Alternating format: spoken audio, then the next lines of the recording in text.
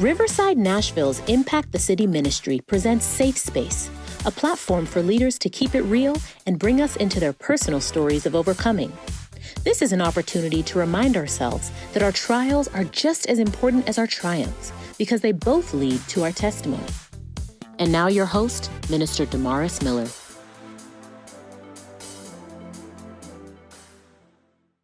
Good evening, everyone, and welcome to another episode of Safe Space. I'm your host, Minister Damaris Miller from Riverside Chapel. I am so excited about tonight's episode. I got two young men, my dudes, my friends, who are going to talk about their balance as being an attorney, a man of God, and a family man. Would you pray with me? Heavenly Father, we thank you and praise you for this opportunity to share our testimony. God, be in the midst of everything we do and say so that you will get all the honor and the glory. In your name we pray. Amen, amen, and amen. Yo, welcome to the Safe Space family. How you guys doing? Doing good, man. Thanks for having us. Doing good, brother. Great to be man. I hear that. So right quick, give us a little intro. Alan, we'll start with you. Give us a little intro about what you do for a living. Sure. I guess you can call me a labor and employment, commercial litigation, and entertainment lawyer. I started my career at two big law firms, one Honlozier and Parks, which had about 7 offices, about 150 lawyers nationwide. And then I went on to Littler Mendelson, which is like the king labor and employment firm in the country. About 1,500 lawyers, really at the top of the game in that particular space. And so I had a great opportunity there. And then the managing partner who hired me there away from my other firm, he and I just kind of hit it off. And after 4 years there, we decided to leave and start our own law firm. And we started the Sherman Bozeman Legal Group, based here in Cleveland, Ohio. Like I said, our primary, our bread and butter is labor and employment because that's where our specialty lies from our experience. But commercial litigation is something I did a lot during my early years. And entertainment is an area where I've really been building it up since I've been on my own. So I represent a lot of people in the industry who are usually playing the background roles, a couple artists, and then also people who own entertainment venues and all kinds of things like that. Dope. And super dope. What's going on? Where do I start, man? I've been an attorney for about 15 years now, and I'm a trial lawyer. I try cases. I'm in hearings all the time. I've tried everything from, civil cases to murder cases to DUI cases involving juveniles. I've done legal commentary on television, on your Fox News, HLN, CNN's, Court TV, and other places, just providing my legal expertise when it comes to what's going on in the case and what to expect and what to predict. I've been on my own in private practice since 2008. I started my career as a public defender because I knew when I was in law school that I wanted to do two things. I wanted to build up my legal skills, so I knew I was going to go to like a public defender's office, a state attorney's office. I wanted to know how to try cases, and then I wanted to start my own practice. So I did the public defender thing, handled thousands of cases in all types of different areas. Day by day is kind of like, it's like going to boot camp every single day for trying cases. And then I started my own practice in 2008. And since then, I've expanded the practice areas to civil matters and represented a whole lot of people in a whole lot of different ways. Dope. Well, man, I'm glad to have you guys on the Safe Space. We realize that this is a sacrifice. I think both of you guys said you just got finished, or Andel, you're in the office. Alan, you're checking emails, and so I appreciate the sacrifice. But my first question is how did you get here? What piqued your interest? Did you watch Matlock growing up? You're like, yo, I want to be this lawyer. Alan, we'll start with you. What piqued your interest in becoming an attorney? To be honest, I grew up wanting to be an engineer. One of my uncles was an engineer for NASA. I went to a lot of not NASA, but like engineering boot camps in the summer when I was in high school. And my life was kind of gearing towards that direction because I was really good in math and sciences and those kind of skills. But then when I went to Pine Forge, I met a teacher, Gazetta Holt. Shannon Holt's mother, for those of you who know Shannon Holt, who went to Oakwood, she was just really instrumental in, really building me up as a communicator and a writer. She saw something in me that I didn't see in myself. I never saw myself as this gifted writer. I knew I was always a good communicator. I was always a good leader. That was just kind of what I did. But at the same time, I never thought that I'm going to manifest this into a legal career. But it was something she kind of seeded in me. And then when I went to Oakwood, I kind of made the decision that that's the direction I wanted to go. Unlike Andell, my passion wasn't really in trying cases. I like doing that stuff. It's interesting, but I'm more of a kind of behind the scenes like mover with my clients. And so I wanted to use those negotiation skills to really bring added value to any one of my clients, whether it was a little guy or a big guy. Even though technically I am a litigator, that's kind of been my title, but working in the spaces that I worked in, anyone who knows anything about the commercial space, literally 95% of our cases settle. We don't see trial as often as a public defender would or a prosecutor. So I had these skills, and really I just looked at the world and said, okay, I have this skill set. I know I'm a good writer. I know I'm a good advocate. I know I'm a good leader. What does that apply to? And the legal career is just kind of the direction I went in. I double majored in English and finance, which is kind of a weird combination because they don't really go together. But I did those two things, and I just geared up. I went to Ohio State University, the Ohio State University. So, about to win a national title this year. But I went there for law school, and I did a number of internships, and it's just, I think if you find out what you're good at, what you're passionate about, what your natural skill set lends itself to, it's really hard to fail if you're going in that direction. I think it's when people try to step outside of what they're good at or what they're great at or what their skill set lends itself to. That's when you kind of have this struggle of really excelling. So it was just something that worked out for me. And like, as you can see between the stark contrast between me and Andell's stories, there's so many different ways to get to the same destination. And then even when you get to that destination, you're going to operate in that space in entirely different ways. Yeah. Dope. What about you, Andell? What piqued your interest? What got you started on this road to attorney? I think Alan really touched on a key point, and it kind of sums up. And your gifts will make room for you. You go in areas that you're naturally attracted to. But to be totally honest, as you know, Damaris, because we knew each other during that time period, when I got to college, I really wasn't focused on any particular thing as far as being a lawyer, whatever the case may be. Like, I had just come from New York, and my mom packed up my stuff one day and was like, all right, you going to Oakwood. Next thing I know, I was on a Greyhound bus and I was in Huntsville, Alabama. There you go. So I came down there and trying to find my way like a lot of young people. And I went through different struggles. And I got to a point where I was trying to figure it out because I'm like, look, I've spent this time in school. My major had been in psychology, in engineering. I was interested in that. I was doing good, but I didn't have any passion for that type of work. I couldn't see myself going in every day and doing that. And so one of the questions I asked myself, what are the things that you do when nobody is asking you to do anything? One of the things I've always liked to do, I like to read. I've always been a reader. And around that time, when I was kind of trying to figure out the situation, I was reading this book called Parting the Waters by Taylor Branch. And it was about the civil rights movement. And I looked at it, it was very detailed. It talked about the different movements, the Southern Christian Leadership Conference, and all these different organizations. But the part that really stuck out to me was the lawyers, the Thurgood Marshalls, the John Doers, and the way that they used their knowledge of the law to go up against the powerful structure of America that wanted to keep Black people in a certain position, and the Brown versus Board of Education decision and how that really changed things. And to me, that was fascinating, that your knowledge of the law is that powerful, that it can make such a difference.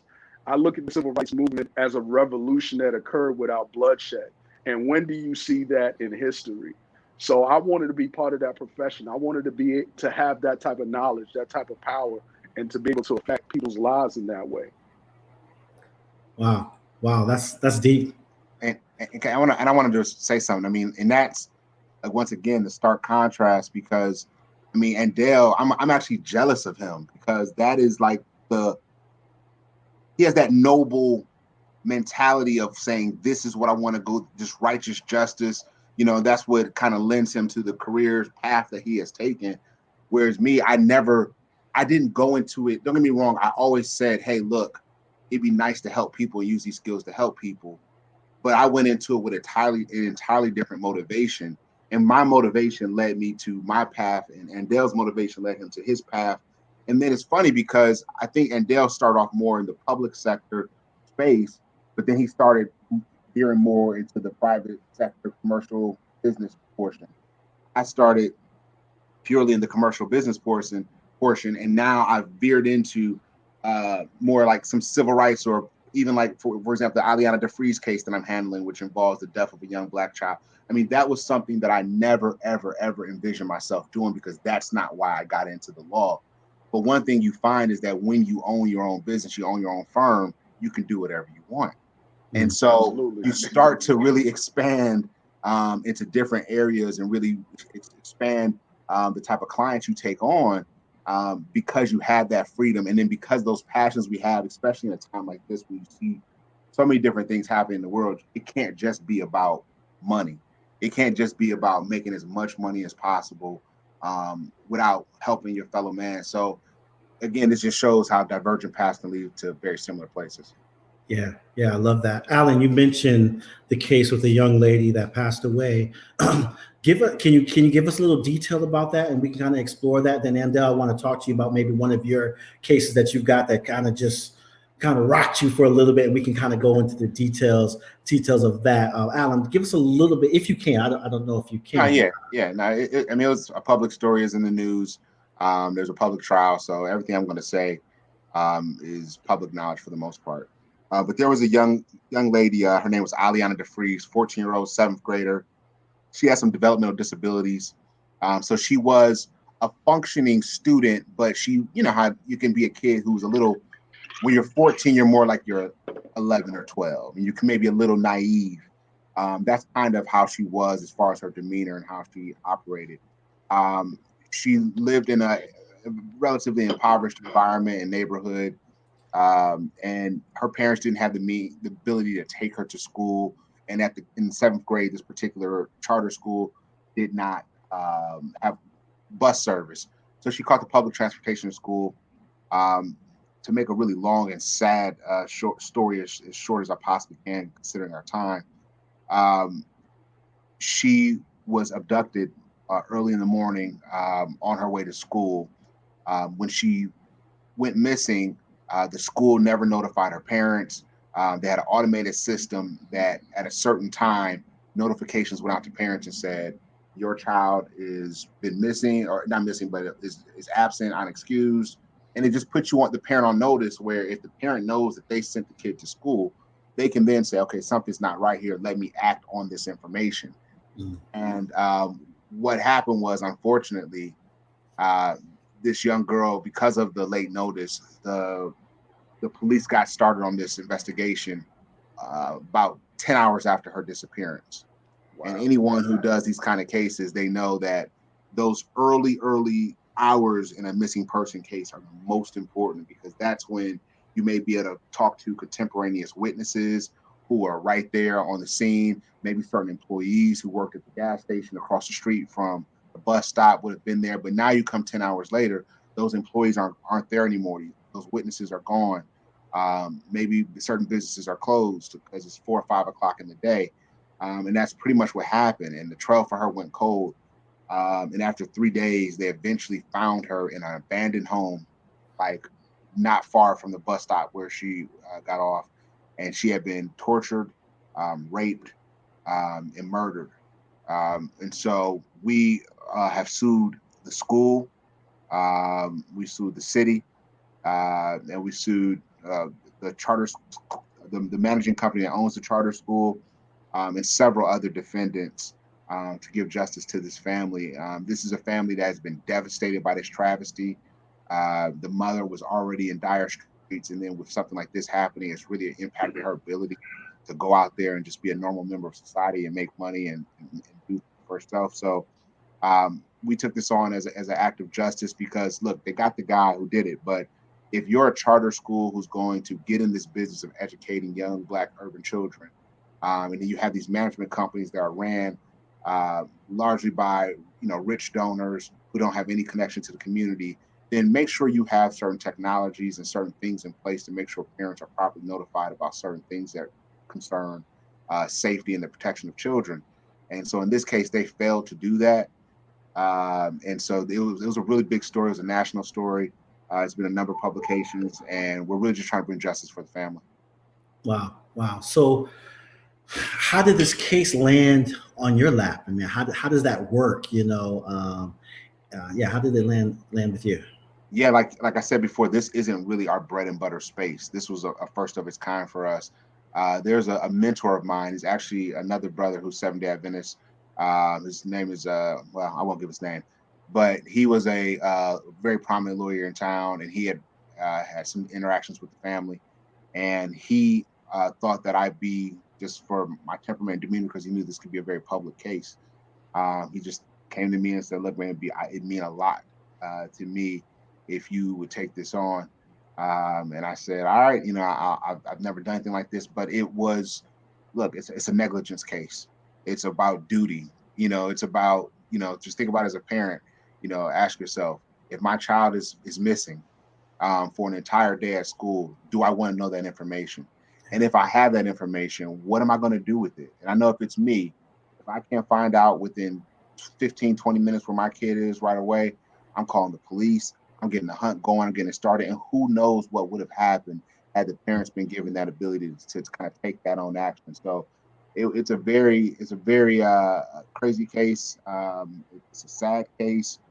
But again, money isn't everything, but this is really about holding people accountable. And in the world we live in, people understand accountability when they get hit in their pockets. True. Now, mentally, I don't know if you've been around this type of lifestyle. I don't know if you're used to kids getting missing, but how did that play on your mentality? Once you heard the case, you're meeting with the parents, you see moms crying, you see the effect that is taking place on the immediate family, on the community. How does that weigh on you personally? Because already in my mind, I'm like, yo, this is crazy. Like, I don't even know if I'm ready for this, mentally, for that. How did that work for you? I mean, it just makes you more aware. I have 3 kids, a 10-year-old boy, a 7-year-old boy who'll be 8 in March, and a 2-year-old daughter. And one, it makes me realize how fortunate I am. I mean, I don't have those concerns about, at least, of my kid getting from home to school and from school to home. We play that role in that process. We have the freedom and luxury. I mean, I think we sometimes take it for granted that these are luxuries, the ability to be, as a parent, to have the time and the schedule to be able to take your kid. If you look at third world countries, you got kids walking through rivers and walking 5, 6, 7, 8 miles to get to school. And then if you just look right here at home, you have kids who have to walk through dangerous projects and get on 3 different buses just to get to school. And so, one, I felt very fortunate that I'm in a position that I don't have to necessarily put my child at risk like that, even though they're not, in their minds, they're not putting their child at risk. They're doing what they have to do in order for that child to get an education. But then, too, it just makes you more aware. I mean, we live in a crazy, crazy world that is getting crazier by the day. And I mean, the man who did this, he claims that, he didn't know what happened. He admitted to the abduction. He admitted to the act, but he says then he just blacked out. And look, blacked out in that space, it could be a true mental psychological breakdown, but it can also be something as serious as demon possession. I mean, we don't know. We're living in a crazy world. And so it just makes you hold your kids tighter and to be more vigilant and careful about where they are at all times. Yeah. Last question for you, then we're going to jump to you, Andel. Alan, pertaining to your faith, just sometimes when we see things and hear about things that happen to innocent kids, like who don't deserve it. And you're like, yo, God, yo, what's up, God? Like, how did you deal with that pertaining to your faith as a man of faith? Like, yo, like, it's just crazy to me, like, especially for kids who don't deserve it, who didn't do anything but walk to school. How did that affect or strengthen your faith during that time? Well, one thing I've learned to do, and this is like something I pride myself in, and I hope I always stay this way. I never, how people say, like, how did God allow this to happen? Why would God allow an innocent, 14-year-old girl to get abducted and go through something like this? And the reality is that, one, God's plan is so intricate and involved. It's like looking at a big puzzle. There's so many pieces that have to drop in so many different directions in order for his ultimate will to be brought about. Some of those pieces aren't pleasant. It's just like you see those movies where they change one little factor in history, and that domino effect causes a whole ripple effect of other things happening. And so in my mind, even when I pray, I never pray like, I usually say, God, if it be your will, let X, Y, and Z happen. If not your will, help me to understand it. Help me to be able to deal with it. Help me to be able to cope with it. Because the minute you think it's your will that matters in any of these scenarios, then you're always going to be questioning, God, what are you doing? Because his will is not capable of us understanding.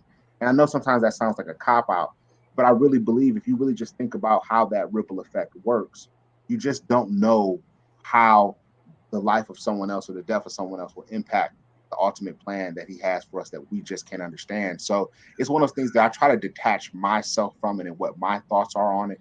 And I just say, you know what, if God allowed this to happen, it was obviously intended to happen, whether I understand it or not. And I just try not to question it. And and I think that's what faith is. It's kind of that blind loyalty to, once I understand the person who's allowing the things to happen or who's making these ultimate decisions, if I understand that person's character and I understand that that person has ultimate and an infinite mind that knows all from beginning to end and that can decipher everything, once I know that, then I have to trust that whatever decision that he has made, whatever he has allowed to happen, is ultimately for his ultimate purpose, which at the end of the day is to save souls.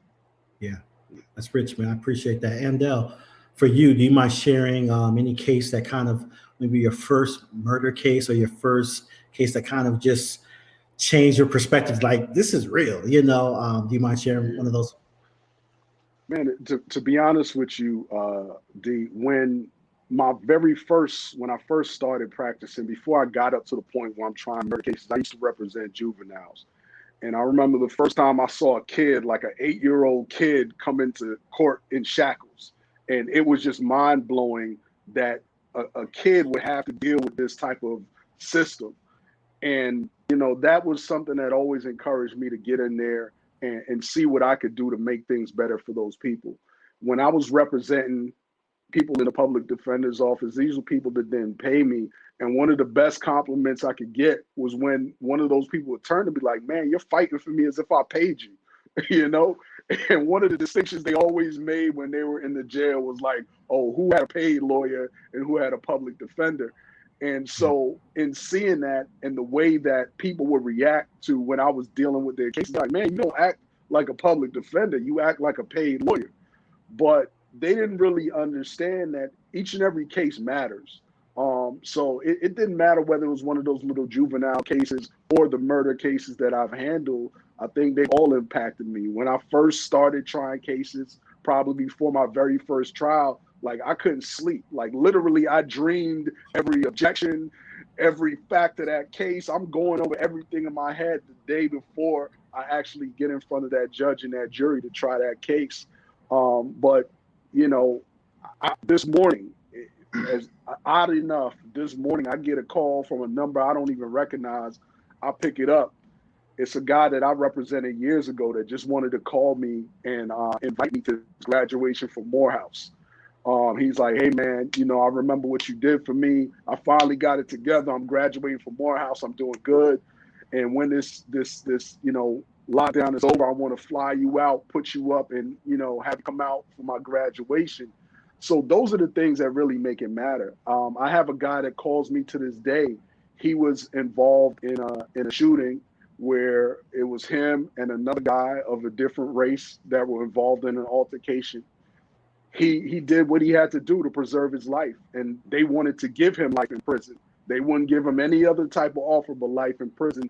I ended up trying his case, and we probably got a not guilty verdict in 45 minutes and walked him out of there after he had sat in jail for 2 years waiting on his day in court. And I remember distinctly what it was like going through that case, the pressure, dealing with his family, talking to him, where even he was to the point was like, man, should I just take a plea?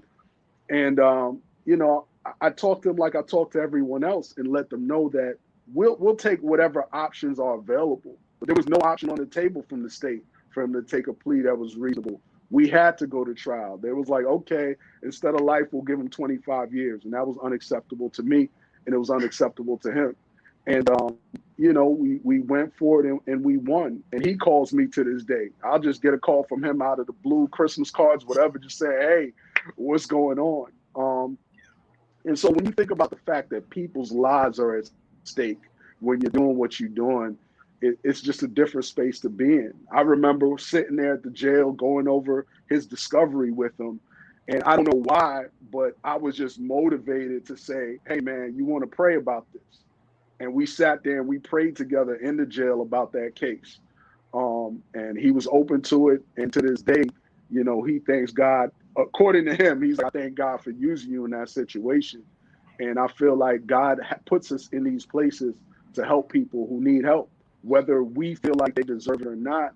And kind of like Alan said, I don't know the beginning from the end. I don't know what God has for these people's lives that he brings me into. But I know that each and every person deserves a zealous and strong defense. And that's what I'm going to give them. So regardless of whether it looks like they didn't do it, constitutionally, that's their right to have a zealous defense. And I'm going to give it to them. And I'm going to put the state to their task or the government to their task if it's a federal case each and every time. Wow. So, Dell, let me ask you this. How do you detach? You know, how do you, when you're driving home, because I know you said you started off, you would be dreaming about it up all night. How do you detach from that? Because when you get home, you got 2 babies, you got the wife there. Like, what's your detachment look like? What's your ritual? Like, do you drive the block 4 or 5 times? Do you play a certain music? Like, how do you detach from lawyer to dad to husband to father? You know, how does that work for you? Man, it's hard. And as I'm sure Alan can tell you, when you're in business for yourself, it's like at any minute your phone can ring. At any minute you get an email. At any moment you can get a text message. But, you know, my family is the reason I do what I do. They're my first ministry. They're my first place of service. So I have to make sure that they are properly fed, not just financially and putting food on the table, but by having a husband for my wife, by having a father for my children. So I always try to keep that in the forefront of my mind. And as far as detaching from those moments, it's hard. And I know there's times where I've won a case and I ride that euphoria for days. I know there's times where I've lost a case and I feel crushed and broken, and I have to go through the healing process to kind of get back to my normal self. And when you're in trials and there are real life consequences, I feel like you leave a piece of yourself on the courtroom floor every time, whether you win or you lose. Wow. Let's see. Alan, how about for you? Now, Alan, I've watched you, you know, we're friends, been to a couple of the kids' soccer games. Like, you seem like you are intentional. Matter of fact, we spent right before everything shut down, my wife and I came to visit you all, went to the soccer game. And then that night we having a debate, 12:30 in the morning. And while you're debating me, almost winning the debate, I feel like me and your dad, we would have won that court in that case. But you were also, you know, still working on a case. Like, how do you balance that? And second thing, how do you balance that? But the second thing is, how do you have that conversation? Because I noticed that your kids know when to like hang, and then they know when to chill. Then your wife knows when to ask questions. Then they kind of know when to, like, you know, I mean, you were in and out of our conversation with a thorough debate. I will give you that. It was thorough. We still won. I mean, No, like Andell said, man, it's tough because the work we do, it doesn't stop. And my clients, part of the draw of them coming to me is to know that I'm like always there. Because for some of my clients, I'm not just a lawyer. I'm kind of their fixer for everything. If they get in some kind of issue and the media comes calling, and they need someone to speak to the media. If it's a deal that's breaking down, they need somebody to kind of go behind and try to repair it. They need a connection from me. So I get those, I get those calls all the time. And my clients really expect me to be able to be there whenever they need it. That's my cat. But at the same time, I told myself a long time ago when I got into this game that I was never going to really put my family at risk in order to do what I do. That I was going to work as hard as I could. I was going to, really bust my tail, because at the end of the day, in order for me to be able to provide for them and to give them the things that I think they deserve, I would have to work hard. This is not a game that you come into and you can, expect to work 40 hours a week and then go home on the weekend and just have your weekend to yourself. This is a game where you're saying I'm available at all times, and thank God for the Sabbath, because that truly is the only 24-hour period where I tell myself I'm actually going to shut it down for good during this period of time. But other than that, I'm always after it. But what I do is I just tell myself that no matter what it is, I'm going to get it done. No matter what I have to do, I'm going to get it done. And I always say that to my assistants. I say that to my staff, because sometimes we get in these situations where they get kind of concerned and worried about a deadline. And I tell them, I'm like, look, I don't even understand what the concern's about. Y'all know we're going to get this done. If we have to stay up all night, if we have to work on the weekend, whatever we have to do, this thing will get done by the deadline. And it's going to be in tip-top shape. I just had that experience this past Monday where we had a huge brief we had to file and everyone was freaking out. And I'm just like, look, we'll get it done. But at the same time, I took my sons to their soccer practice. I did everything that I needed to do, because to me, my cat is just he wants to be a part of this conversation. he's like, yo, come, please. Yeah. But anyway, but I just tell myself that I'm going to be at those games. I'm going to be at that school function. I'm going to take time with my wife. I'm going to find a way to do it. And I think once you put in your mind that you're going to get it done no matter what, the human mind, the way it works, it will balance out the time. It just will. But you have to understand who you are. I know the type of person I am, that I expect perfection out of myself and my staff. So I try not to put myself ever in a position where I can't get what I demand. And so if that means I got to stay up till 3:00 in the morning, 4 nights in a row to get the product that I want out of it, then that's what I'm going to do. But when it's time for my sons and their soccer games, or when my daughter starts taking her little dance classes, or when she starts playing soccer, or whatever her extracurricular activities are going to be, I'm going to find time to do it, because you only can be a dad once. You can only be a husband once. And, these jobs, this career, there'll be other cases, there'll be other clients. The money's going to come through the door. I'm a hustler. I already know I'm going to find a way to survive at all times. But if I cheat my kids or my wife out of a dad and out of a husband, then have I really won in life just because I made a bunch of money? I don't think so. Yeah. No, that's deep.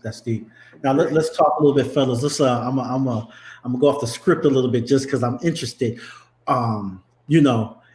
Alan, when you and I were having our debate, you were ready for it. I don't even know if you had that conversation before, but you had facts, you had people, you had witnesses.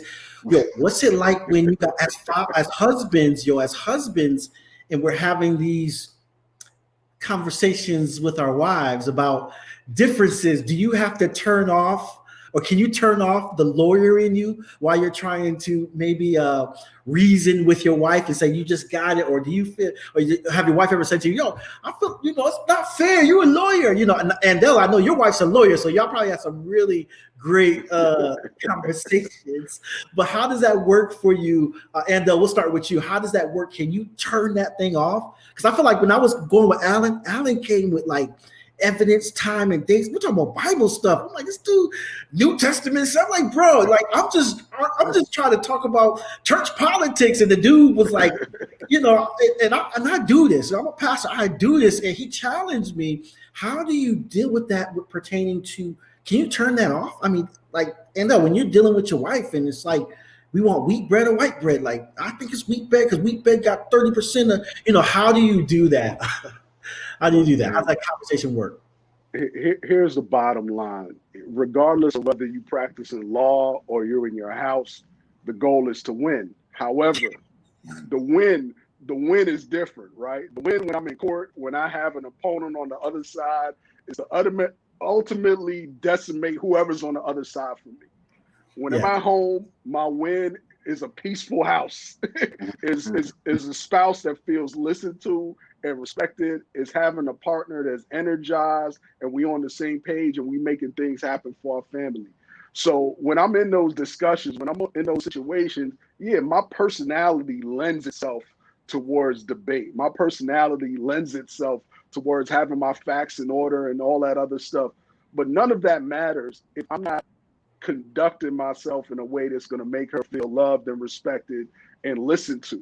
So, it's a whole different situation. My win at home is different from my win in my profession. And I'm not a lawyer in those situations. To be honest, she probably wins more than I do when it comes to that part of it, because I feel like I've been a lawyer for these couple of years, these 15 years, but I feel like she's been prepared for that her whole life to win those arguments. Yeah. So I don't, it's not even about winning the argument. I'm not there to destroy her, because I still don't win if I destroy her. If I can shut her down, I can talk over her, I can make her points look crazy, but am I really winning? I don't think so. Love that. Alan, what about you? I love that, and thank you for sharing that. What about for you, Alan? I mean, I really can't say it much better than Andell did. There's no such thing as a logical win or making logical points when you're arguing with your spouse. I mean, it's an emotional space. There are going to be certain things that no matter how much I break it down to, or no matter how much she breaks it down to me, that we're just going to see those things differently. And so it takes time. I mean, I think early in my marriage, I would try to win those arguments. We'd be going point for point, and I would be like, how do you not see this my way? And she'd be saying the same thing to me. And then after a while, you realize, like, look, at the end of the day, a peaceful home is really what you're aiming for. It's not about me being right or you being wrong. At the end of the day, once you realize you love someone and you're going to be with them, then what you're hoping for is peace. And why am I going to waste time with being upset or being in a mood because I wanted to win an argument? I win enough in my profession. I win enough. That's where I take out that aggression, where I get that endorphin is when I'm looking across the table and I got somebody I know I can crush. That's when I get that vibe. I don't get that vibe when I'm with my wife. Because like Andell said, if I look at her like I want to crush her and treat her that way, then that's not going to lead to a peaceful home. And so it's taken a long time, but I've learned to know when to hold them and when to fold them. I'm not always perfect with it. Of course, I make mistakes just like everyone else. But sometimes you get to a place and you just say, you know what, we just disagree on this. And I can't just take all the credit for myself, because I got to give a ton of credit for my wife. I see how both of us have grown in that space where we can even be mad at each other.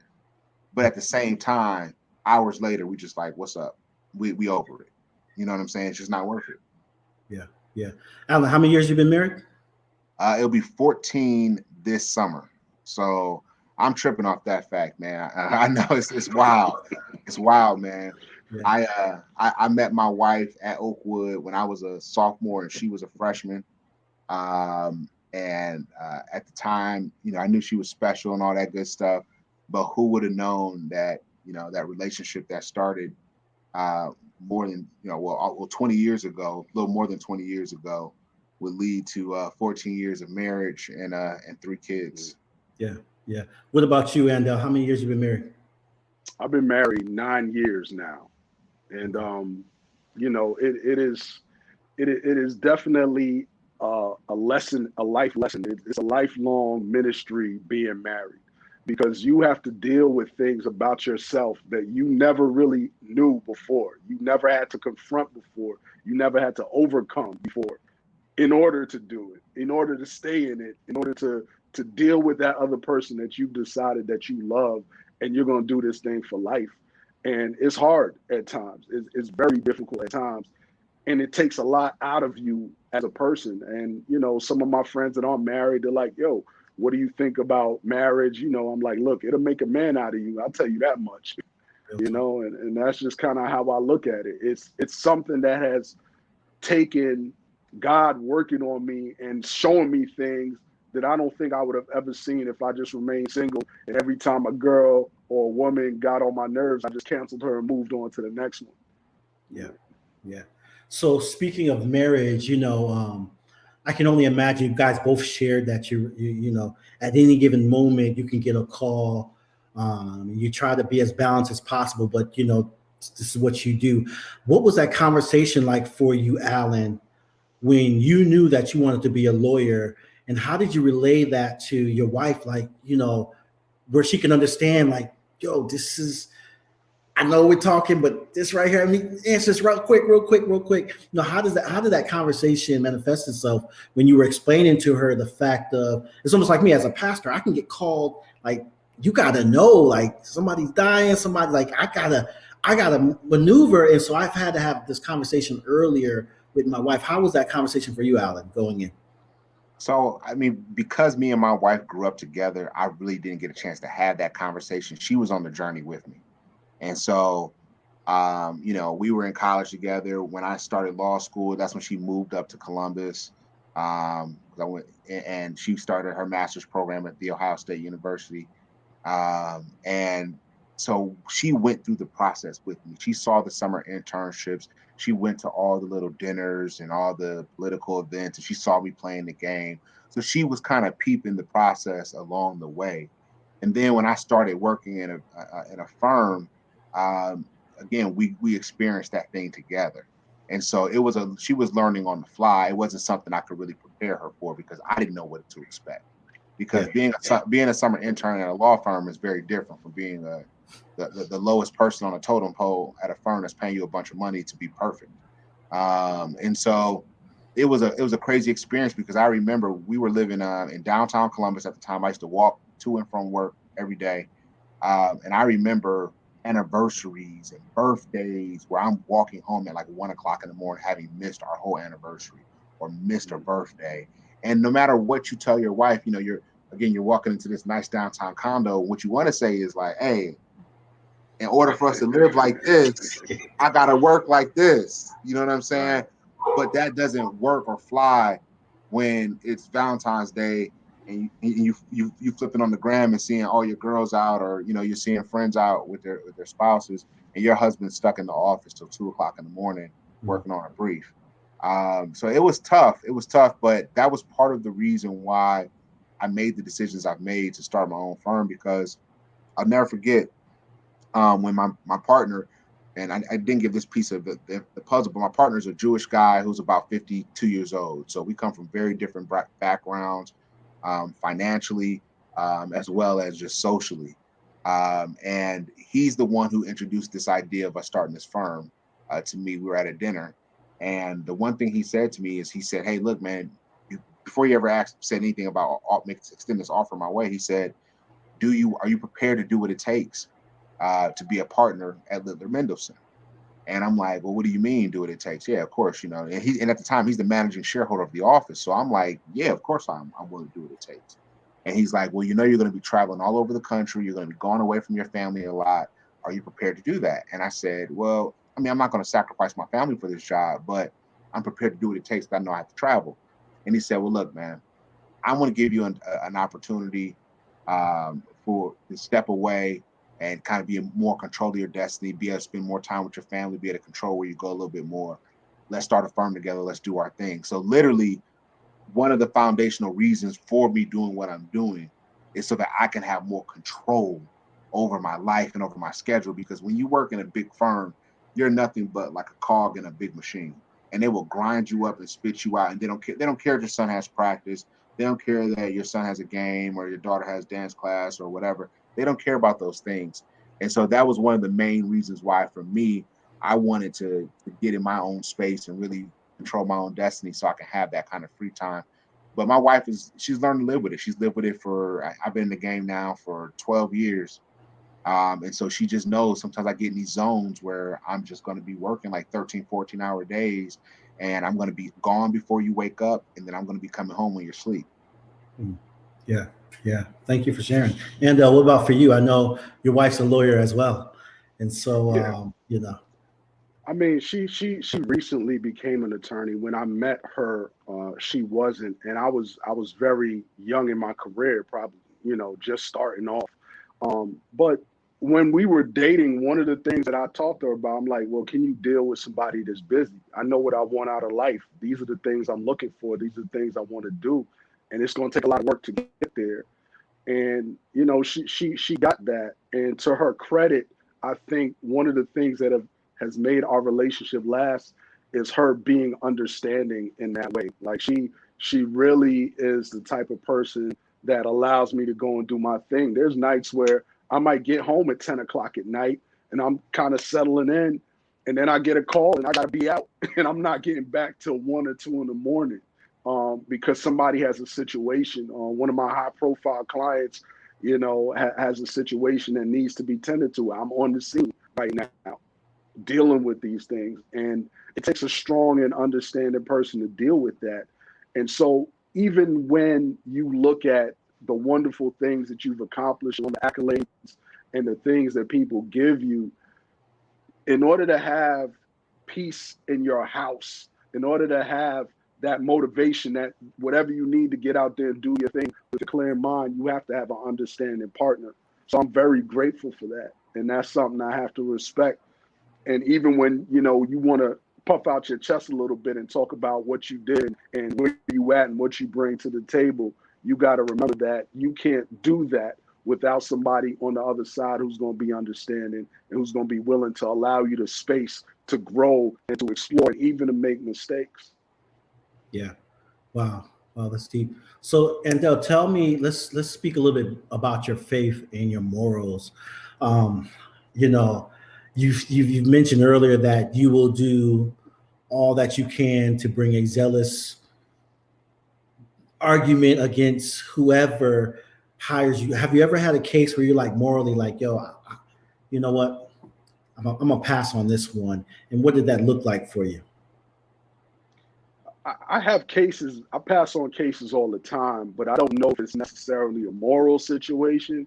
It's more or less, is this client the right client for me? Am I the right attorney for this particular client? I think I've had the experience over the years and I've dealt with cases where whatever comes with it, I think I'm more than prepared to handle. As far as faith is concerned, like my faith is what puts me in this position. I'm a lawyer. I'm in the position I am in because God put me here. And the people he brings into my path are the people that are there for me. I look at how I became a lawyer. I look at the fact that, I wasn't sure on how to get things done when I decided I wanted to be a lawyer. I didn't know any lawyers. I didn't know what it took to become a lawyer. I didn't know how long you had to go to school. I didn't know the steps. And every step of the way, God guided me. He provided people to help me and open doors. When it was time to even getting into law school, that process was a miracle in and of itself. And then when I got there, I wasn't able to pay for it. And God opened doors for that to happen for me. When it came down to understanding what I was going to do as an attorney, that was another process of faith and going through that with God. Becoming a defense attorney, that was another process of faith and going through it with God. So every step of the way, God has led. He's brought me into opportunities and things that were not my doing. Me being on television and doing these things wasn't some great plan that I had. God put me in those places. God opened those doors. So I trust him to continue to do that when it comes to the clients that I'm going to serve and the matters that I take on. So I don't really feel morally, oh, it's wrong for me to represent this person or that person. I represent the people that God puts in my path. And anybody that comes to me is going to get a top level representation because just like Alan said, I want to bring the best of every situation, regardless of win or lose. I want everyone's situation to be better because I was involved in it. If you came to Andell Brown after I walk away, the situation is going to be better than it was before. And that's my goal with each and every client. Man, I love it. Love it. I'll be honest with you, man. I feel so safe right now. I feel like, I could do something and I have the best of it now. I'm joking. Alan, for you, what does your faith and your morals look like pertaining to your caseload and stuff like that? Yeah. So I work in a civil space. So like everything I deal with has to do with money for the most part. And so when I was working at the bigger firms, you really didn't have a say so in who you represented. If you had a relationship with a partner and that person wanted you to work on their case, they walked in your office and said, "Hey, I want you to work on this case." And it wasn't like, "Well, let me review the facts and see if I want to work on this case." Like you did what you did what they gave you. And part of it is, I think people have a misconception of what the criminal justice system is really about, what the civil justice system is about. It's not about whether you did or didn't do it. It's about whether someone can prove that you did it or not. And so I go into those situations not asking whether my client did or didn't do it, or whether this employer actually did X, Y, and Z in discriminating against a particular employee. I don't say that. I say, do I have enough evidence to suggest that this possibly happened, or that it didn't possibly happen, or that it didn't happen? And so that's how I evaluate situations. So again, I get cases from two different spaces because I'm a plaintiff and a defense lawyer. And so sometimes I'm defending the big company and sometimes I'm suing the big company. And really the way I evaluate my cases is, especially on the plaintiff side, because those are literally cases that I'm deciding whether I'm going to take them on or not. My defense cases are more, this is my client, they need me to defend them. And that's what I'm going to do. I'm going to give them a rigorous defense. And it doesn't, again, I can review something that says, we did it, but I'm still going to go to the courtroom and say, okay, it says that, but can you prove that the CEO of the company actually wrote that? What's the chain of custody? Who said this? Who said that? So again, it's not about, I'm not asking, the question isn't whether he did or didn't do it. Can you prove it that he did or didn't do it? And if you can't do that, then I typically am going to prevail in that type of situation.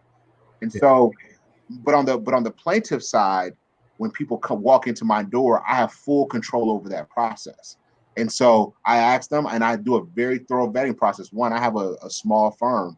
And so we are very cognizant of which cases come in, whether we want to take them on, because you can get in these cases and end up spinning your wheels for 2-3 years and just wasting time, energy, effort, and money. And if it's a plaintiff case, this is a contingency fee case. So I'm not even getting paid on it until I either settle it or I win it and get a judgment.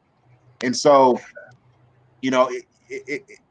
you're really evaluating the strength and weaknesses of the cases right away. And then once they're in your door, I'm going to go hard for you no matter what. And even along the way, if I start to say, man, I think I don't know, I'm still saying, prove it. Yeah. I'm not saying whether he did or didn't do it, prove it. Yeah. I love it. And DeMar, sometimes you got to know when to hold them and when to fold them. I think that's part of the decision you make as an attorney. It's not always did he do it, didn't he do it, and sometimes can they prove it or not. But it's also a lot of situations you get into. A person is in a situation where the consequence is so draconian, is so harsh, that regardless of whether they did it or not, they don't deserve to be in that situation. And sometimes your job is just mitigating the damage, is trying to put that person in a more just situation than they were in before, and so I think there's a lot of areas, a lot of intricacies that you work with as an attorney that I really did not understand before I got into the practice of law and before I got into the criminal justice system. No, I wanted to say one thing, because I think you made a great point, because whether even outside the criminal space, but in the civil space, I know I have a case right now where my clients found themselves in a pickle. And the question is, did they do it that they put themselves at harm and at risk? They probably did. But do they deserve what you're trying to do to them? You know what I'm saying? And then once I determine that, because if I think what you're trying to do them is fair, that's how we reach a settlement agreement. But the minute I think that you're trying to overextend and do something well beyond what you're entitled to, that's when I'm going to push back as hard as I can. And if I can, I'm going to get them all the way off. Right. Wow. So let me ask this, and we're gonna close this out in a little bit, man. But this is getting exciting, man. I love this. So as an African American male in the courtroom, Alan, we were just talking a couple weeks ago, and I had called you about trying to be on this, and you were hot. You were hot at the moment. We didn't even get a chance to talk about this. He was like, this dude thought he was going to talk over me. He thought he was going to belittle me, and I had to stand up. And no, I was calling about something different. Like Alan just went in for a moment. How does that, as an African-American male, with faith too, because we just ain't these, I was just watching, don't judge me. I was just watching Power, and the new episode got Method Man, as the lawyer, and he's not a man of faith. Like, how do you feel? Like, do people treat you different? Do you got to stand up extra tough, or is it kind of like when you walk into the room, you command the room as an African American man? What's it like for you all? We'll start with you, Andel, then we'll go to you, Alan. Man, there's so many different aspects to that question. And I'll try to start where I can. I think being an African-American male in that space it's like a unicorn walks in sometimes. When they see you, you walk in, you're well-dressed, you carry yourself a certain way, you have confidence, and it gives other people around confidence. I love when I walk into a courtroom, watching the people in the gallery just watching me walk up to the front and just, step to the podium and hand them my business. You can see it in their eyes. They have a certain sense of pride in seeing that. There's a certain sense of agency. And so that's one of the things that you have. And another thing is, especially in the criminal justice system, most of the people involved are African-American males as far as being the defendants, as far as the victims and the other things like that. So that's another side to it, is I look at the people that I'm dealing with and I identify with them. I identify with the stories. These are people like the people I grew up with. And even if they're in a tough situation, I know that you don't define a person by their worst moment. I don't define you by this piece of paper that says that this is your record and this is what you're accused of and this is what you're charged with. So it makes it easy for me to see the humanity in each and every person that I'm dealing with. And then besides that, it always makes me want to represent. I want to go in there and be prepared. I want to be excellent in what I do, because the fact that my presence is rare, I want to leave a positive impact. And so I think it's a wonderful thing. And it's always funny to me when someone's like, wow, you're so articulate, or whatever they got to say. And I'm like, I'm a lawyer. What you expect? You know what I mean? Like, this is what I do. But it's a good feeling. And at the end of the day, there are some people that, much like what Alan was relaying to you, that will try you because they feel like somehow you are inferior because of the color of your skin, or maybe your culture. Yeah, I might be listening to some whatever on the way to court, but when we get in that courtroom, I'm gonna bring it to you. And it's a special feeling when you it's like when you dunk on somebody. When you get one of those smug people that feel like they're so much better just because of the color of their skin or how long they've been practicing law, and you smack them around the court. I don't think there's any better feeling than that. Man. Wait, Alan, talk to me. I'll be feeling like Vince Carter. Yeah, it's kind of my background. Just to give a little bit. When I started at the first firm I was at, Honloger and Parks, out of the 170 lawyers or so there, when I left, I was the only Black associate in that entire firm, and there was only one other Black lawyer who was a partner at the firm, and even his last name was White.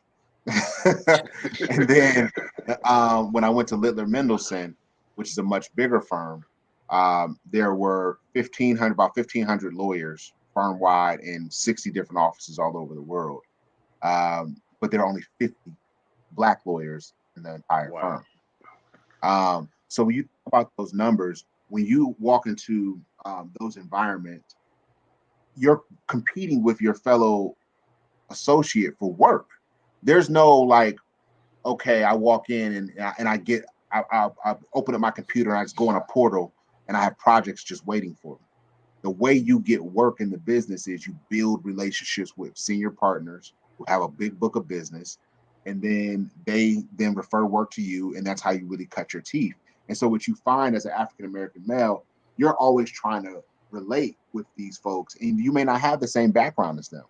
They may have relate more with the guy who came in with me, who grew up in the same type of community, plays the same type of sports, went to the same type of Catholic school. And so you got to ask that person, if you're going to be spending, 10 hours a day with someone, do you want to spend it with someone you're comfortable with or someone you know nothing about? So the politics you play early in that game are very crucial, because you're trying to develop relationships with people who maybe have very different backgrounds with you, but your career literally depends on those relationships at that early stage. So that's the first phase, where you're dealing with that, trying to overcome the familiarity that your white colleagues may have with these white partners that you may not have. But again, when you're a hustler and you can build relationships, you can overcome that over time.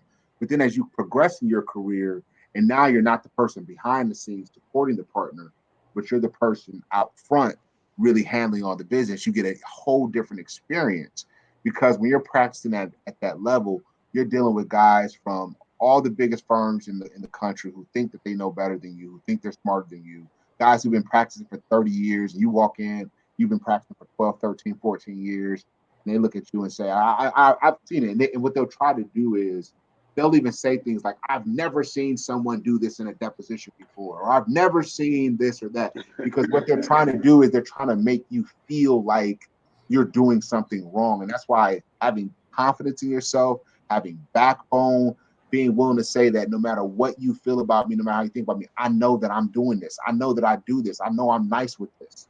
Yeah. And so what you find out too is, when you push back hard, like I push back hard on these guys. Some of the guys I push back the hardest on respect me the most, because they know they cannot come at me with that stuff.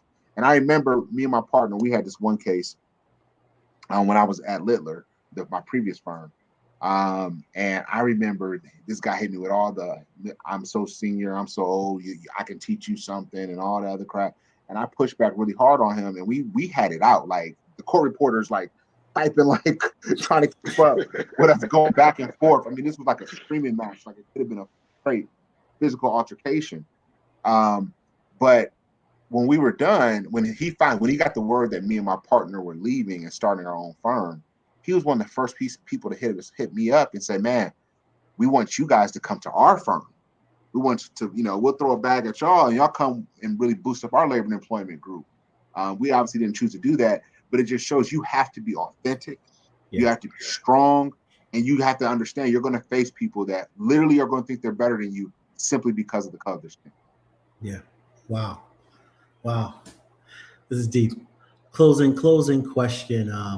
What word of advice would you give to the young African-American attorney who's just getting started, who's just finished, just passed the bar? What words of advice would you give? We'll start with you, Alan, and then we'll close with you, Andel. For me, I would say understand the politics of the game first and foremost. I'm very much an authentic person, and anyone who follows me on the gram knows how I move. I don't hide from who I am even a little bit, but it took a couple building blocks to get to that point where I could be as flamboyantly myself as I am now. I'm never suggesting that you become someone who you aren't, but you have to be able to understand and read a room, read an environment, understand where you sit on a totem pole in certain situations. Because in this game, there are two things that matter most. And it's going to be your substance and your knowledge, but secondly, your relationships and the ability to know how to read a room and how to build relationships, how to make people comfortable, how to build connections. That will propel you just as much as the substantive part of the job. But then I will also say, though, remember that there's power in being who you are. So while you do play the politics and understand the game, be who you are. People want to hire you because you're special, not because you're just like everyone else. And what I have found is that um, you may get a little pushback at first when you are authentically Black in this business. But over time, from what I've experienced, the people who really excel and the people who really have a lot of respect in this industry are people who have maintained true who they are, even if they've had to play politics along the way, but still knew how to kind of tightrope that walk between the political side of it, the relationship side of it, the substantive side of it, but also maintaining your truth and walking in your purpose. Because for me now, I'm the lawyer that goes to work wearing Jordans and in t-shirts and whatever, and now that's part of my brand. Like literally, people come to me because they like that. You know what I'm saying? It's different from what they normally see, but it took me having to play the game a certain way to put myself in a position to be able to make those kind of decisions now. Love it. Love it. I love it. I saw your shoe game too. I see you. I see you. Deli, talk to me. What word of advice would you give to the upcoming attorney, African American attorney in the game? Yeah, man. The first thing I would tell them is never discount yourself. Never discount what you bring to the table, your unique experience, your unique flavor, the way you look at things. It is actually an advantage. People will have you feel like it's a disadvantage, but that's not the case.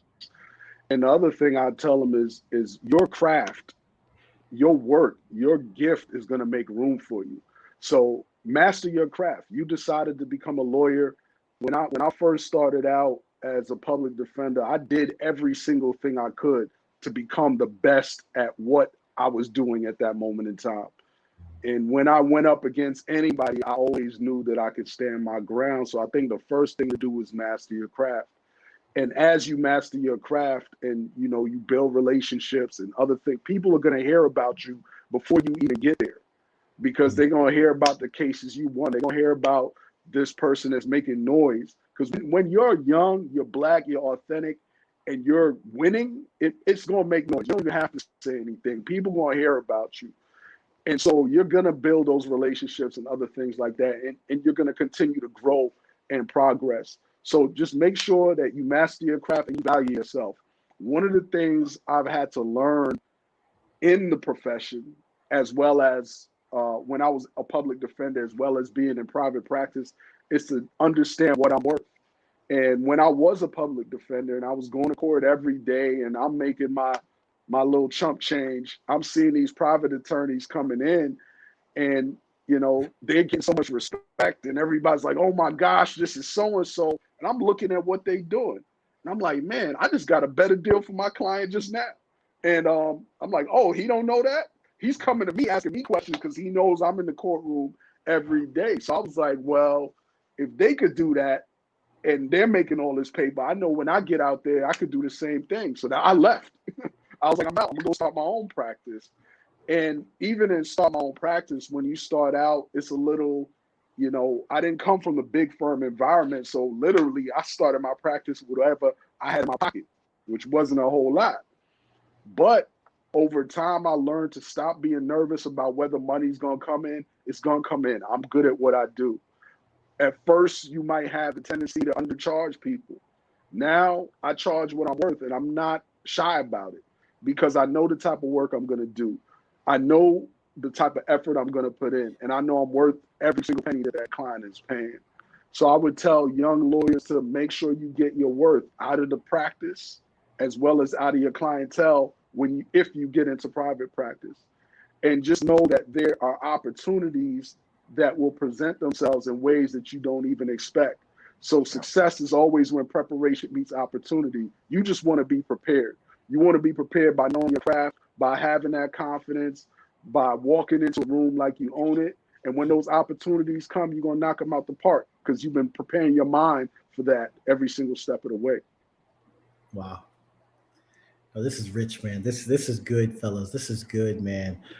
I appreciate this opportunity to hear from you all as men of faith, as men who are family members, who are fathers, who are husbands, and to hear, because, from the outside looking in, we hear about crooked lawyers. You watch television. We don't know all that goes into to be a successful lawyer, man. So I want to thank you guys personally for being vulnerable, being transparent, giving us a glimpse into a day in the life of a successful attorney on both ends. I did get a little excited because I wanted to jump back into this. And so I'm going to digress a little bit and go into what everybody looks forward to, our icebreaker. I got to do it at the end because I got excited before I jumped into it. So we got 3 questions, and then we're going to close out. This icebreaker is called One Has to Go. One has to go. All right. And so one shoe has to go. Never, I mean, it can never be a part of this world. It would never exist. And so that we're gonna do some Jordans, you know, the ones, the threes, the 4s, or the 11. One has to go. And I'm gonna start with Alan, man, because I've seen the closet, the cases. I've seen that joint. One has to go to never exist. You literally picked 4 of my favorite pairs. You said 1s, 3s, 4s, and 11s. Those are 4 of my favorite pairs. Obviously, the one has to stay. That's just legendary. It started it all. It is what it is. It's got to stay. I have a written rule in my sneaker game where I don't buy Jordans after 11s. Like, I'm not saying 12s and 13s aren't nice. They're good shoes, but I personally believe that Jordan reached the epitome of shoe design when he came out with that patent leather 11. So to me, that's the apex of sneaker design. And even though I really don't wear my 11s that much anymore, if we're talking about sneakers I wear, I probably would remove the 11s. If we're talking about as far as never existed and how important they are for the culture, I got to keep the 11s around because of what they mean for that. And then now we're down to the 3 and the 4. The 3s are it's just a beautifully designed shoe. It's very rare because it has that kind of faux snake skin on it. It's a very rare sneaker, and the white 88 3s are probably one of the best sneakers ever. So I'm going to have to say the 4s got to go because the 4s have two flaws. One, the suede pair, they get dusty, and once you wear them a couple times, they're finished. And then the white pair, they turn colors in certain spaces. So as much as I love the 4s, they got to go. Man, I got deep. Man, I got deep. I'm a connoisseur, man. This is what I do. So I'm gonna have to go in another direction. And first of all, let me make this disclaimer: I'm not the sneakerhead that Brother Bozeman is. I saw his closet on Instagram. Yeah. I'm not even ready at all. You know what I'm saying? I like J's, but I'm not like that. So here's how I'm gonna go with it. We got to keep the ones because those change your game. Those are game changers. The 11s, they came out when I was in high school, and like them joints, you can't touch them. The Carolina blue colorway, man, them joints are hard. So it's down to the 3 and the 4s. The 4s have a special place to me because those are the first Jordans I was ever able to afford. Was the 4s. So I got the 4s. I love the cement 4s. I bought those when I got old enough, but when I was little, I got the red, black, and white 4s. And those are the ones, like, them sneakers meant everything to me. So I could never get rid of the 4s. Matter of fact, breaking probably another one of Allen's rules, I copped the Paris Saint-Germain 4s just now because I like that colorway. Even though I know the purists, they don't really do the new colorways and all that. If I like the colorway, I'm going with it. And them joints are dope. So the 3s got to go for me, man. I don't feel that way about the 3s. The 3s, they look, I don't know, man. They're clean, but they're a little too ordinary for me. So I'm gonna keep the 4s. I'm gonna keep the 11s, and I'm definitely gonna keep the 1s. All right. Look like Alan wants to say objection. Now, what I was gonna say was the purest way is always to say my first line of defense is my first rule is I'm gonna really limit my J's to the J's that Jordan actually wore, that actual original colorways. But they've come out with so many ridiculously dope colorways and so many dope collabs, whether it's Off-White, Travis Scott, that rule that used to be kind of hard and fast maybe 4 or 5 years ago. Nowadays, it matters still, but not to the same degree. I have Travis Scott's, I have Off-Whites, I have a couple colors that MJ didn't wear, but I don't stray too crazy out there though. I really don't. Like, it's got to be some. I like the ones you got in Dell though. I do like those. I like them. I didn't get them, but I like them. Okay. See, I got the Bozeman stamp of approval. Thank you, sir. You are official. All right, so let's switch it up. One lawyer movie has to go. One lawyer movie has to go. I feel like this might touch home. The Lincoln Lawyer, Enemy of the State with Will Smith, Law-Abiding Citizen, and then my wife said The Firm with Tom Cruise. I don't know if I watched that one. No, you should have had the Devil's Advocate in there. Okay. Yeah. Oh, Devil's Advocate is that joint. Yeah. What's Law-Abiding Citizen? I don't think I ever saw Law-Abiding Citizen. That's the one with Jamie Foxx. I saw that. I mean, to be honest, I ain't gonna lie to you, man. I can kick that or a Lincoln Lawyer, man. Okay. And any one of those? Well, it's Law-Abiding Citizen because I never heard of it. And I like the Lincoln Lawyer because his day reminded me of my day when I was watching it, when I used to do the PD thing and all that. Like that was my day. So I was like, I feel you. I feel how that is. But yeah, I mean, and the weird thing about lawyer movies and lawyer shows is it's hard to get into because you be sitting there watching them and you be like, man. No, never happen like that. Yeah, I'm like, oh, that's a compound question. You never get that. They be up there testifying. Like, man, get out of here. Yeah, I will tell you, that's one thing people always try to say. Hey, man, are you a lawyer? Oh, do you watch such and such? I'm like, nah, I don't watch that, man. Don't watch it. I can't really get into it. It's just it's not so entertaining. All right, last one.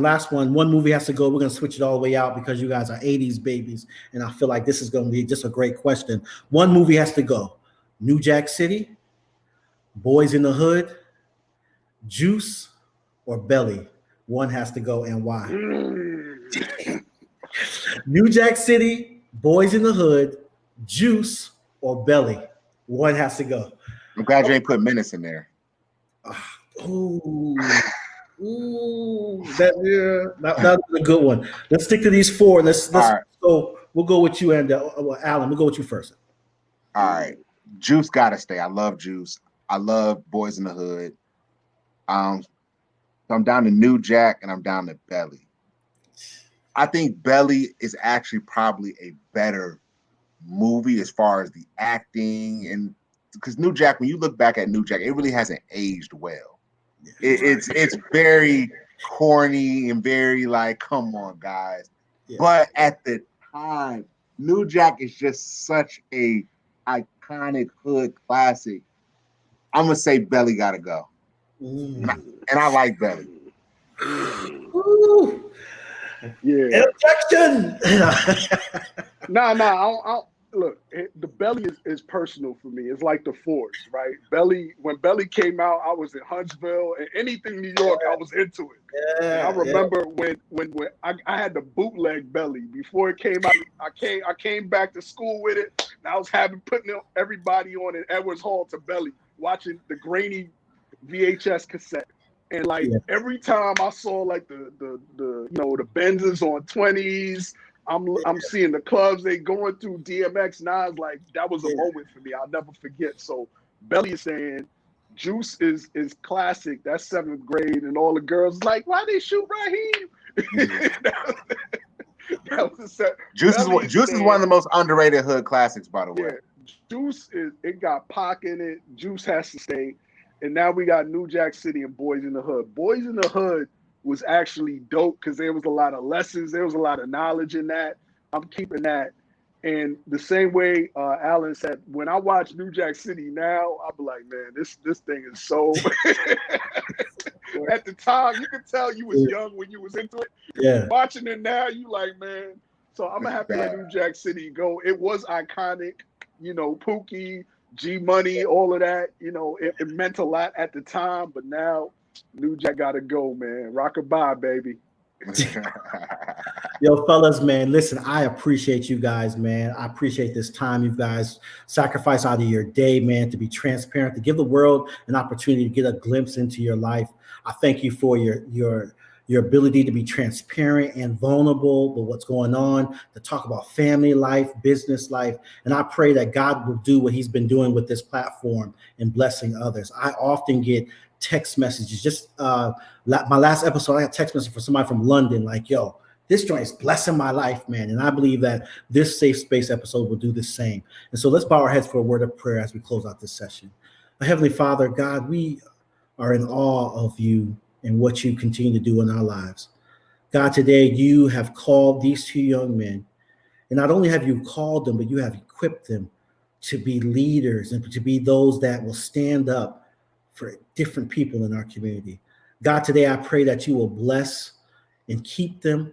God, I pray today that you will continue to give them the balance to be able to be the best father and to be the best husband and also be the best attorney. God, today I pray that everyone they come in contact with will see you in them as they are defending and as they are persuading those pertaining to the case, God. God, I thank you and praise you again for their testimony and for their opportunity to share here on the Safe Space. God, we thank you and we adore you. In your name we pray. Amen. Amen. Amen. All right, fellas, Thank you, man. I brothers. appreciate you guys. Thanks for having us. Yep. We hope you enjoyed tonight's Safe Space. If you're interested in a more intimate conversation, please join us for Off the Record this upcoming Wednesday at 7 p.m. Central.